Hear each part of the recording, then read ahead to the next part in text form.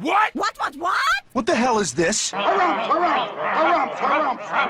I didn't get a harumph out of that guy. Give the governor harumph. Harumph! You watch your ass. I see you shiver with anticipation. Let the show begin. Hey everybody, this is David Heretic coming at you with another edition of Reactions, Reviews, and Rants. And tonight, alright, we're coming back to Seikima-II. Yes, indeed, Seikima-II Fans FEELIN YOU. Come on now. Here we go. Before we go any further, for those of you who are feeling inclined to doing all of the clicks and the likes and the bibbidi-bobbidi-bop, do me a favor before you do all that stuff. Please watch the whole video first, okay? Give me a chance to actually earn those clicks and likes. Now, after the video's done, if you still feel like doing all those clicks and likes, then by all means, feel free to click away. This comes as a request from Al Aoki, and this is actually Al's prioritized request for the month of June for being a silver tier member on the Patreon page. So, there you go, Al. Hope you enjoy the show, man. Al Aoki wanted to see me react to this. It is Seikima-II with a tune called The Outer Mission. Now, have I heard this song before? No, I have not. To the best of my knowledge, this does not resonate with me in any way, shape, or form. However, there's always a possibility I may have heard the song in passing and I just don't realize it. So as always, if I start listening to the song and I suddenly go, wait a second, yeah, I have heard this song before, I'll let you know. That's the truth. You know me, I'm gonna be honest with you guys. Let's see, this was posted by Takum666, okay? And the video has 5,900 views. Well, there you go. Other than that, there's really nothing else left to say. Link to the original video will be down below in the video description for your viewing pleasure at your leisure. Let's get started. What do you say? Are you ready? Are you ready? Because here we go. All right, here we go. Seikima-II, The Outer Mission, 4K 60 FPS. Cool. All right, let's do this. All right, boy, let's do this.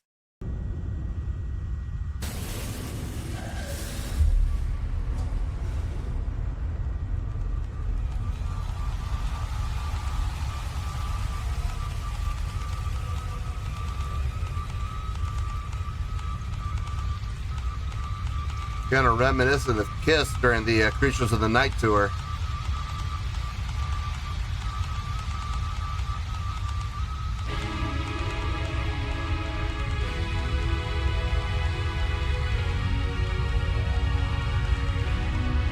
So I'm assuming this is the show opener. This is the beginning of the show.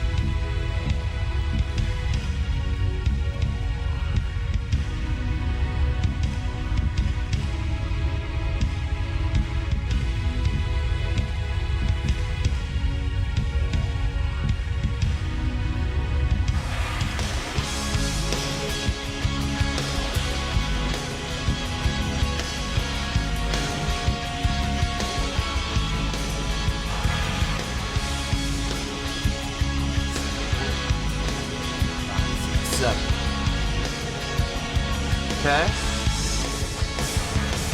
Shouting all over the world, shouting through days and nights, shouting the world is wrong, 言葉繰り返して shouting all news is one, shouting to smash the wrong, shouting for love and peace, the word gate なら色に比べて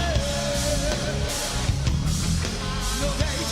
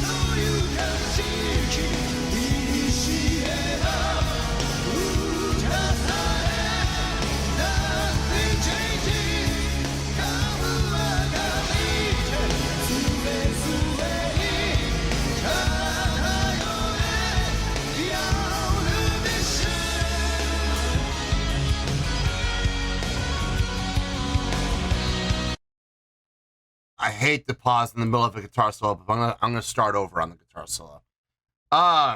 We've gone so long without pausing, so. Okay. From what I'm gathering, this is the show opener. This is how they start the show. I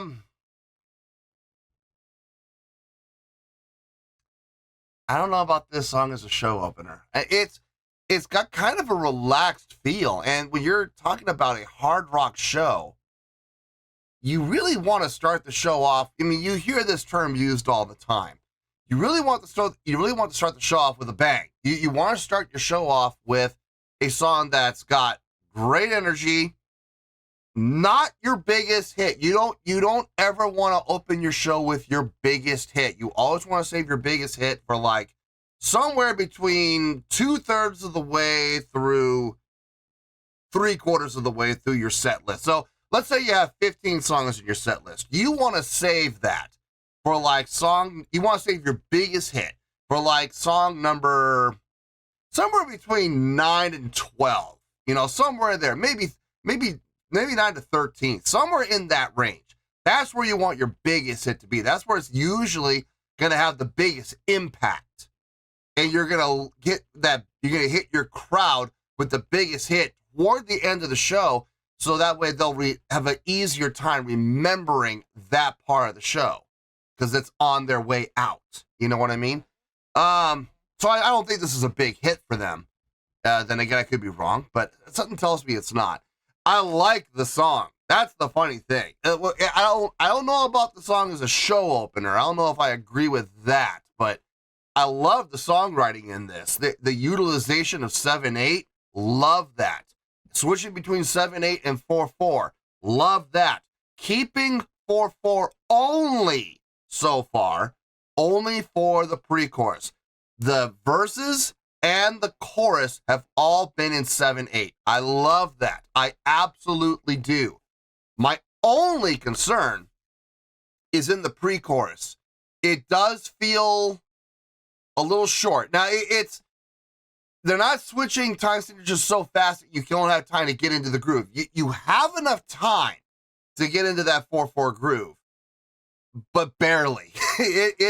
It's cutting it close, man. It really is. And I know, and pre-choruses should never be long. They shouldn't be too long because you want to get to the chorus. The whole purpose of the pre-chorus is to act as a bridge, to help span that gap between the verse and the chorus, leading you from the verse smoothly into the chorus. That's the whole purpose of a pre-chorus, right? That's the whole reason for having one. Are pre-choruses needed? No. I've heard lots of songs that don't have pre-choruses, and they work just fine. But when you have two very distinct, different approaches between your verses and your choruses, a pre-chorus is a good thing to have. Now, here's the funny thing, though. The verses and the choruses are both in 7/8. So the need for a pre-chorus is not really there. It doesn't need it. I'm glad it's there. I am glad it's there. It does add to the song, absolutely. But for the purpose of serving as that bridge between the two, between the verse and the chorus, it isn't really needed because they're both in 7/8. But it does sound good. I like everything I'm hearing from the songwriting standpoint, especially. Let's keep going for right now. Let's hear this guitar solo, and maybe we'll just finish this out and we'll get to the review. We'll see.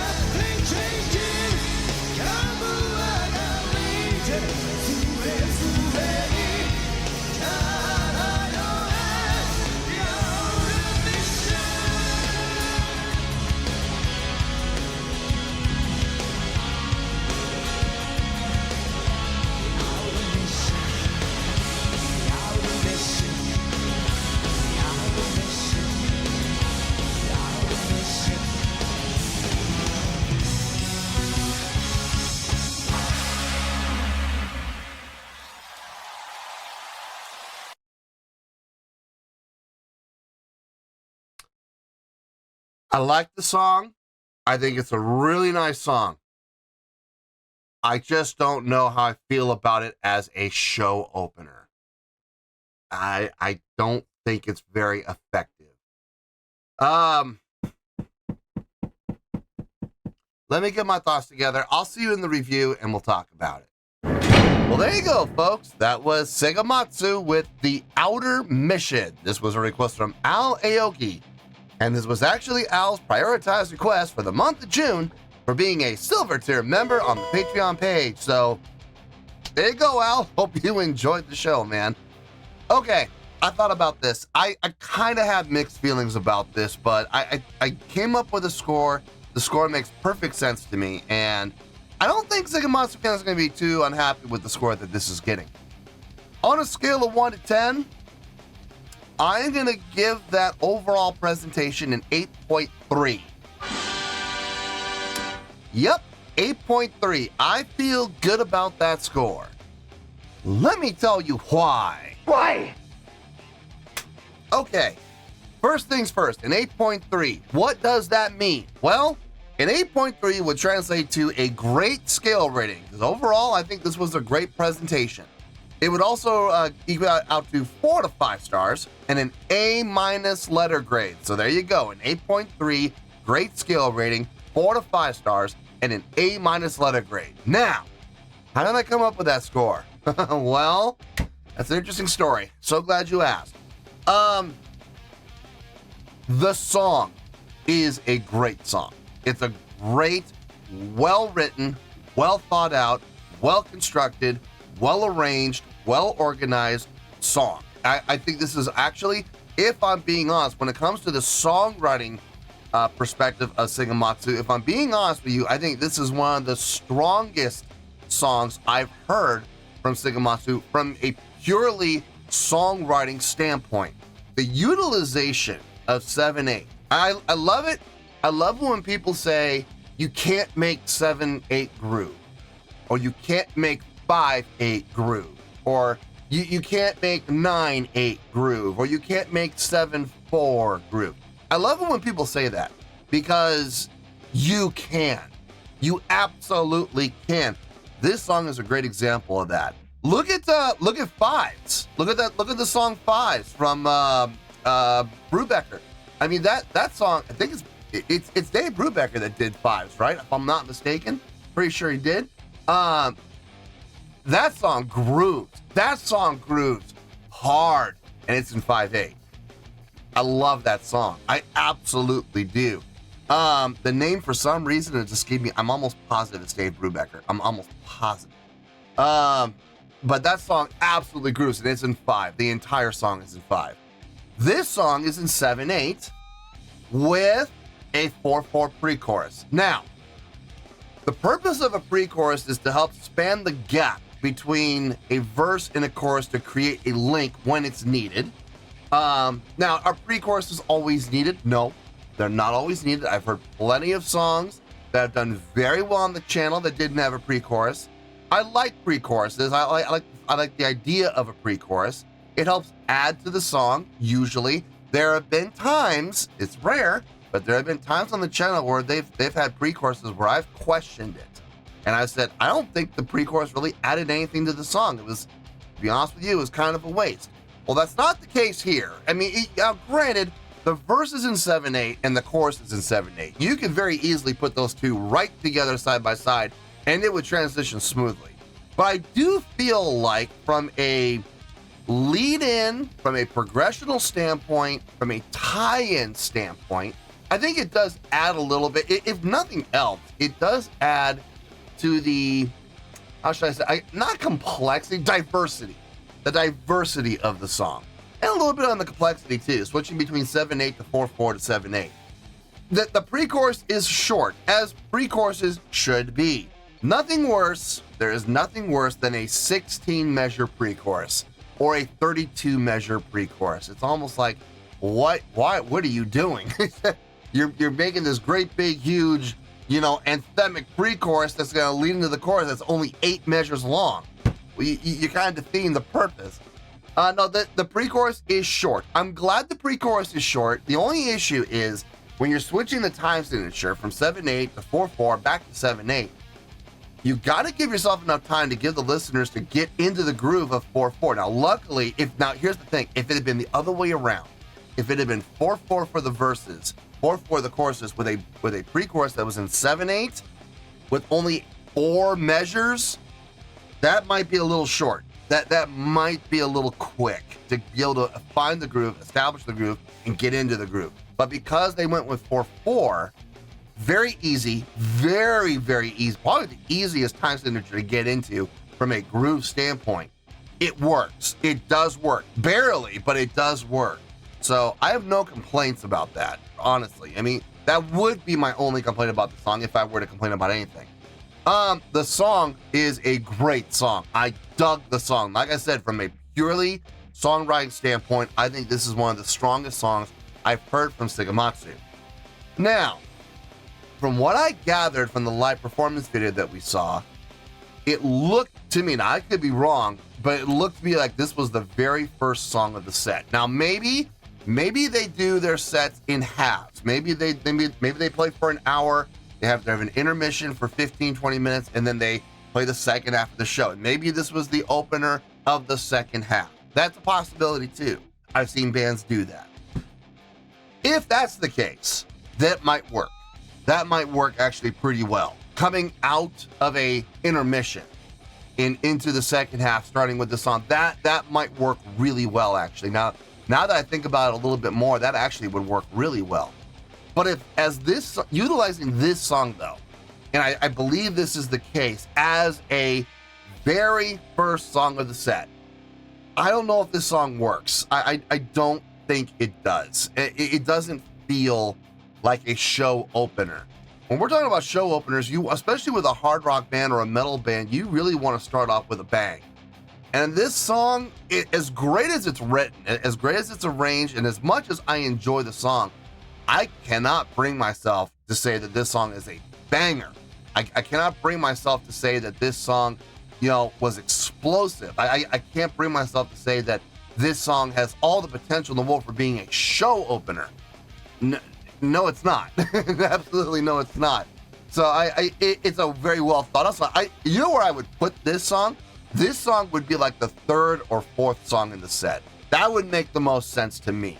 I think that would be a great song for a 3rd or 4th song in the set list. But as the show opener, if I'm being honest, it left me wanting more from a song, from a performance song. I loved the production though in this with the opener, with the moving platform, moving forward, moving down, with the video screen opening up. I thought that was very well thought of, kind of reminiscent of the of Kiss when they were doing their Creatures of the Night tour. It kind of reminiscent of that. I thought that was really well done. I thought it was really well executed and really well thought out. But utilizing the song as a show opener, I'm not really feeling it. And to top it off, we got to talk about the live show. Now, I would honestly, just for the song alone, I would give the song about an 8.5. If I'm being honest here, it's a great song, absolutely great song. But I'm giving this an 8.3. Why is that? Well, I have said this time and time again on the channel, folks, and if you've been watching this channel for any amount of time, you've probably heard me say this at some point, so take a deep breath and say it with me, kids. Sing it out one time. A live show can help your score, or it can hurt your score. And I hate to say it, but in this case, the live show, it kind of hurt, especially considering the fact that this was the show opener from the looks of things. Let's go down the checklist. Okay, stage presence. Okay, yeah, they got that. They absolutely have stage presence. Without question, they have stage presence. Stage energy. Ugh. It was there, but it was weak.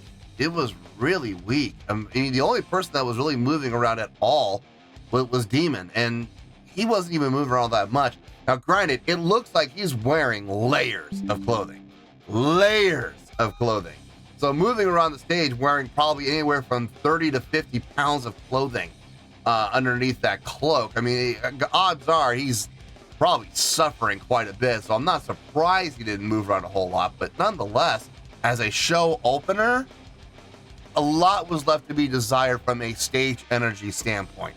It's it's getting a check, but it is a very weak check. Stage interaction, none, zilch, nada. We didn't have any stage interaction whatsoever. Crowd interaction, I can't believe I'm gonna say this. None, zilch, nada. There was no crowd interaction at all. Showmanship. Again, it's a check, but it's a weak check. And again, I get it. Demon's wearing like 30 to 50 pounds of clothes, but at the same time, as a front man and as a show opener, there's got to be more. I'm sorry, but comparatively to what I've seen from them in the past with non-show openers, this was very lackluster. So I wasn't really feeling this live performance, if I'm being honest. The production was great. The production was outstanding. Between the lighting, the video screen, the moving platform, everything looked great from a production standpoint. Production is also bonus points. But if I'm being honest, the production alone did keep this from being down in the 8.2s. So yeah, 8.3. That's how I came up with that 8.3. The live show left a lot to be desired, unfortunately. But the song on its own, 8.5 all day long. But unfortunately, I had to take everything into account here, including the live show.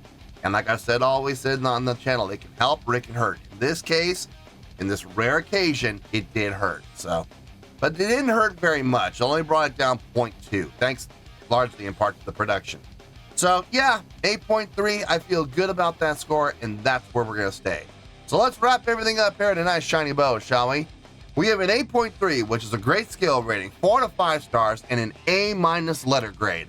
Take your pick, I don't care, whichever one of those floats your boat. Final word, final score, I have spoken.